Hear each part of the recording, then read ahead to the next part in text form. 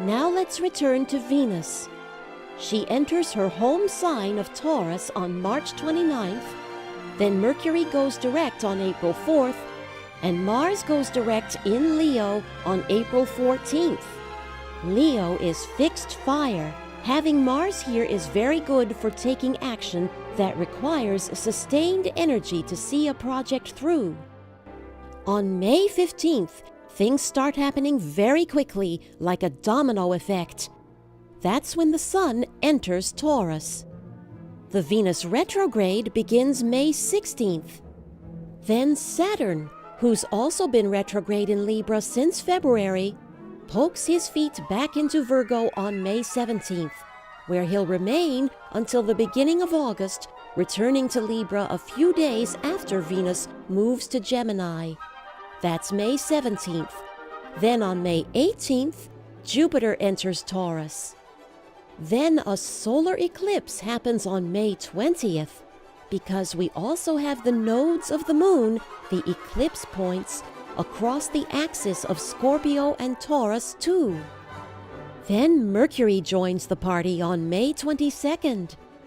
In fact, for a few hours, we'll have this massive mashup of 6 planets all in Taurus: Sun, Moon, Mercury, Venus, Jupiter, and the South Node.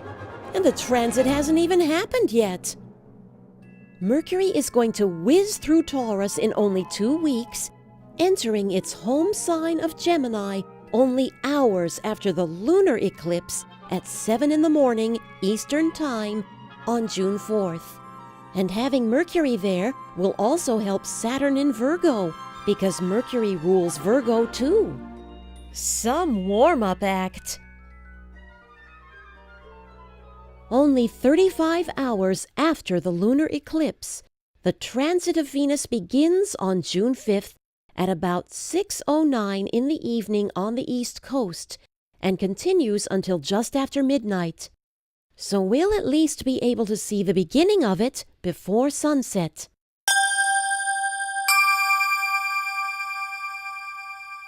If you want to align yourself with this energy with some kind of ritual that evening, make sure it involves playing music in open fifths, because that is Venus's harmonic interval.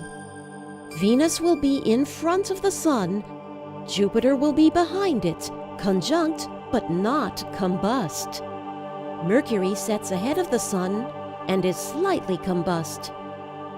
As the transit begins, the rising sign, at least for the East Coast, will be Libra.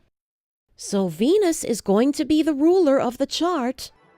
But look at what happens when the transit reaches its deepest point at 9:15 Eastern Time after sunset. The rising sign becomes Sagittarius. That brings the blessings, the higher octave from the Jupiter conjunction into focus. You'll have a kind of sacred marriage going on between Venus as goddess and Jupiter as god energy. Jupiter shows how we relate to God concepts. Men marry Venusian beauty and sweetness. Women marry a man who gives children and conducts himself with ethical principles like Jupiter does. And those unusual relationships that are the hallmark of a Venus retrograde? It's going to be easier to see the moral rightness of them with Jupiter in the mix. We didn't have that the last time in 2004. Jupiter teaches the higher self. Venus teaches the lower self. And look at where the moon is. It's in Sagittarius too, but look at the nakshatra that it's in, the lunar mansion. The 27 nakshatras are an advanced concept unique to Vedic astrology, based upon the older zodiac of the lunar mansions. In this case, it's Purva Ashada, which is ruled by Venus. The symbol for Purva Ashada is a bed. I'm not kidding. It symbolizes a happy relationship with your mate. It's also good for economic planning, so you've got both love and money favored. You might also consider using the Purva Ashada energy of this night and the next day for liberating someone in some way, releasing someone who is imprisoned or detained, whether physically, emotionally, or financially. And what nakshatra is the transit itself in? Rohini, which is ruled by the moon. In fact, the moon is exalted there. The synergy is just mind-boggling. What's Rohini all about? In Hindu mythology, Rohini is the most beautiful daughter of God, on whom he wants to beget the physical world and make it take form.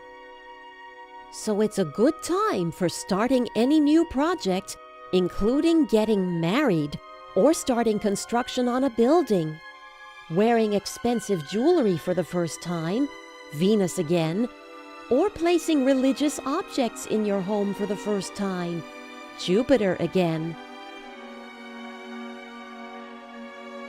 If you look at the diagram of the sky, you'll see that all this is happening in the horns of the bull. Taurus is the sign that rules the banking system. I wanna be rich. The whole process of borrowing, lending, and saving. Also liquid assets, precious metals, and gems. It's not the stock market. That would be the other Venus-ruled sign, Libra.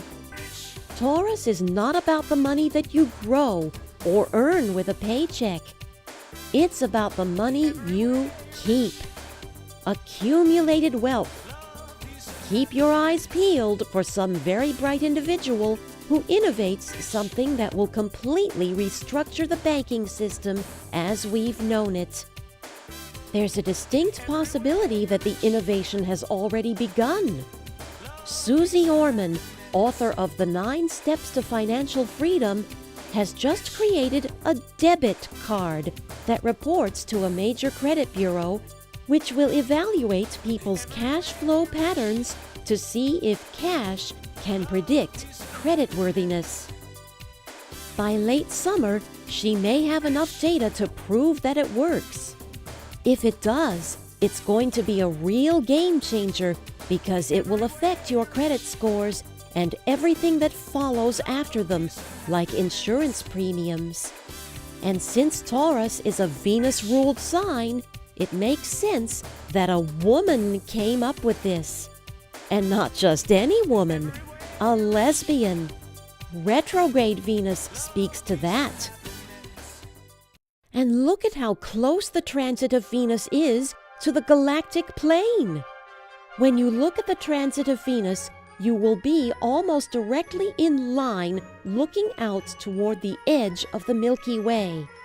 The galactic core will be behind you.